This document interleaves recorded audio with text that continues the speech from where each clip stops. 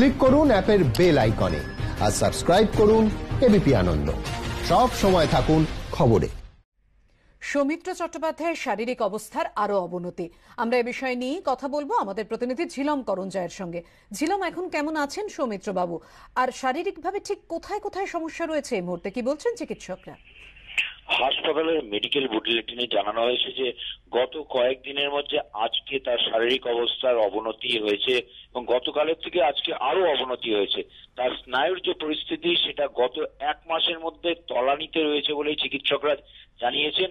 পাশাপাশি তারা এটাও জানিয়েছেন যে তার ভেন্টিলেটরি রিকোয়ারমেন্ট সাপোর্ট বাড়াতে হয়েছে, অক্সিজেনের চাহিদা বেড়েছে এবং এতদিন অবধি যেটা স্থিতিশীল ছিল, তার কিডনি ঠিকঠাক কাজ করছে না এবং তার হার্ট রেট যথেষ্টই বেশি এবং সব মিলিয়ে চিকিৎসকরা যথেষ্ট উদ্বিগ্ন। তারা বলছেন আগামী 12 থেকে 24 ঘন্টা অত্যন্ত গুরুত্বপূর্ণ। চিকিৎসকরা নিউরো স্পেশালিস্টদের পরামর্শ নিচ্ছেন এবং তারা আশা করছেন যে তাদের যে পরামর্শ সেই পরামর্শে কিছু সাড়া পাওয়া যাবে।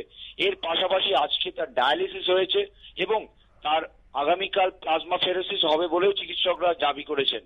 তবে চিকিৎসকরা যেটা জানাচ্ছেন যে গত কয়েকদিনের মধ্যে আজকে তার শারীরিক অবস্থা অত্যন্ত খারাপ এবং আগামী 12 ঘন্টা যথেষ্ট গুরুত্বপূর্ণ।